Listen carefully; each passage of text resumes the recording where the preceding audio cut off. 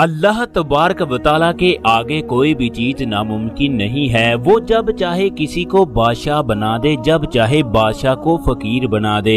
ये उसी के फैसले हैं। इस दुनिया में ऐसे ऐसे लोग भी मौजूद हैं जो चंद दिनों के अंदर दुनिया के अमीर तरीन आदमी बन गए। खुदा का उन पर ऐसा फजल हुआ, उनके आगे पीछे दौलत के ढेर लग गए। अब वही लोग मुल्क की तकदीर के फैसले करते हैं। मोहम्मद कैसर का ताल्लुक पाकिस्तान के एक छोटे से गांव से था। वो 21 साल की उम्र में सऊदी अरब में बल्दिया में काम के वीजे पर पहुंच गया। वालिद एक छोटी सी फैक्ट्री में काम करते थे, जिसकी वजह से घर का गुजर बसर बड़ी मुश्किल से होता। घर वाले उसे निकम्मा कहते। वो सारा दिन दोस्तों के साथ आवारा गर्दी करता। तंग आकर वो मामू के कहने पर सऊदी अरब चला गया। सऊदी अरब में बल्दिया का काम इंतहाई मुश्किल होता है। वो सारा दिन गंदगी के ढेर में रहता, छापर वगैरह की तरतीब करता। कई दफा कूड़े क्रिकेट की बदबू ने उसे इस कदर तंग किया कि उसने वापस जाने का फैसला कर लिया, मगर वालिदैन की बातें उसे याद आती। चनाचे वो आंसुओं को अंदर ही पीकर दोबारा काम शुरू कर देता। इस तरह उसे 1 साल का अरसा हो गया। अफ्रीकन लोगों के साथ रहते रहते उसे अरबी जुबान पर मुकम्मल अबूर हो चुका था। इसी दौरान उसने एक सऊदी से अच्छे ताल्लुकात भी कायम कर लिए। एक पाकिस्तानी की मेहनत से कैसर ने एक्सीवेटर का काम सीखा। अब वो एक्सीवेटर के जरिए कूड़ा क्रिकेट ट्रकों के अंदर लोड करता। यूं से बल्दिया के काम में थोड़ी सी सहूलत मैसर हो गई। कहते हैं किस्मत बदलने में देर नहीं लगती। एक दिन कैसर एक्सीवेटर के जरिए कूड़े के ट्रक भर रहा था। जब उसने बुकट के जरिए कूड़ा उठाया तो नीचे से एक कूड़े का बोरा पड़ा था, जिससे हल्की सी रोशनी नजर आ रही थी। वो सोचने लगा शायद ये कांच के टुकड़े हों। चनाचे उसने एक्सीवेटर के बुकट से हिलाया तो अंदर से उसे रियाल नजर आने लगे। चनाचे कैसर ने दूसरी जानब से ट्रक को भर दिया। ट्रक वहां से चला गया। वो एक्सीवेटर से नीचे उतरकर बोरे वाली मुकर्रा जगह पर पहुंचा। उसने जब उसे खोल कर देखा तो उसकी हैरत की इंतहा ना रही, क्योंकि उस बोरे के अंदर लाखों रियाल थे। उसने कांपते हुए हाथों से एक गट्ठी को उठाया तो उसके अंदर 500 रियाल के नोट थे। उसे ऐसा महसूस होने लगा जैसे वो ख्वाब देख रहा हो। कैसर ने चारों तरफ देखा कि कहीं उसे कोई देख ना रहा हो। जब उसे इस बात का पूरा यकीन हो गया कि अभी तक उसे किसी ने नहीं देखा, उसने बोरे को बांधकर पीठ पर लाद लिया। इसके बाद टैक्सी कराई और कमरे में चला गया।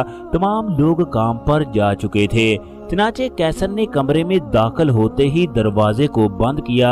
इसका दिल ऐसे धड़क रहा था जैसे अभी सीने से बाहर निकल कर आ जाए। उसने जैसे ही बोरे को खोला तो उसकी आंखें दौलत को देखकर चमकने लगी। नोटों की तमाम घटियां ताजा थी।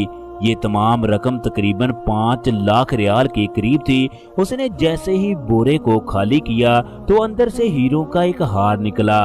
उसके मोती चांद की तरह चमक रहे थे। कैसर को इस बात का पूरा यकीन था ये हार कोई आम हार नहीं है। चनाचे उसने तमाम दौलत को अपने कमरे में पड़े पुराने बॉक्स के अंदर रखकर ताला लगा दिया। इसके बाद वो दोबारा काम पर चला गया ताकि किसी को उस पर शक न हो जाए।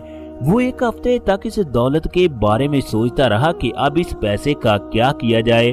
अगर वो पकड़ा गया तो उसका अंजाम अच्छा नहीं होगा। लोग उसे चोर कहकर पुकारेंगे। फिर वो खुद को तसल्लियां देता कि खुदा की तरफ से ये उसके लिए इनाम है। चनाचे वो 1 महीने तक इसी परेशानी में मुब्तला रहा कि अगर मैंने पैसों को निकाला या किसी को शक हो गया तो क्या बनेगा। एक दिन उसने इस डर को उतारने का फैसला कर लिया। चनाचे कैसर ने बल्दिया से तनाजल करवा लिया। इसके बाद अपने सऊदी दोस्त के पास जाकर काम करने लगा। वहां पर कैसर ने सऊदी के नाम पर एक एक्सीवेटर मशीन खरीदी और अपने लिए एक अलहदा कमरा भी ले लिया। अपने पैसों वाले बैग को वहां पर छुपा दिया। एक दिन कैसर उस कीमती हार को मार्केट में लेकर गया ताकि उसकी कीमत के बारे में पूछ सके कि इसकी कीमत क्या है। दुकानदार कीमती हार को पाकिस्तानी के हाथ में देखकर इंतहाई हैरान हुआ कि इस कदर कीमती हार उसके पास कहां से पहुंचा। जब कैसर ने दुकानदार से हार की कीमत पूछी तो वो कहने लगा, सच सच बताओ इस कदर कीमती हार तुमने कहाँ से लिया है? अगर तुमने सच नहीं बताया तो मैं तुम्हें पुलिस के हवाले करूंगा।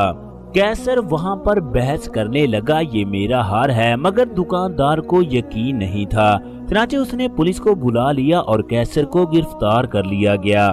पुलिस वाले उससे हार के बारे में पूछने लगे तो उसने बताया, ये हार मेरे सौदी का है, उसने मुझे इसकी कीमत पूछने के लिए भेजा था। कैसर के सौदी को पुलिस स्टेशन बुलाया गया। उससे पूछा गया, ये आदमी कहता है तुमने इसे ये हार फरोख्त करने के लिए भेजा है। सौदी ने कहा, ये सच कह रहा है, ये हार मेरा है, मैंने ही इसे फरोख्त करने के लिए भेजा था। चनाचे सौदी के कहने पर कैसर को पुलिस ने छोड़ दिया। थाने से बाहर निकलते ही सौदी ने कैसर से हार के बारे में पूछा तो उसने सच सच बता दिया। इस तरह ये हार मुझे कूड़े के ढेर से मिला है।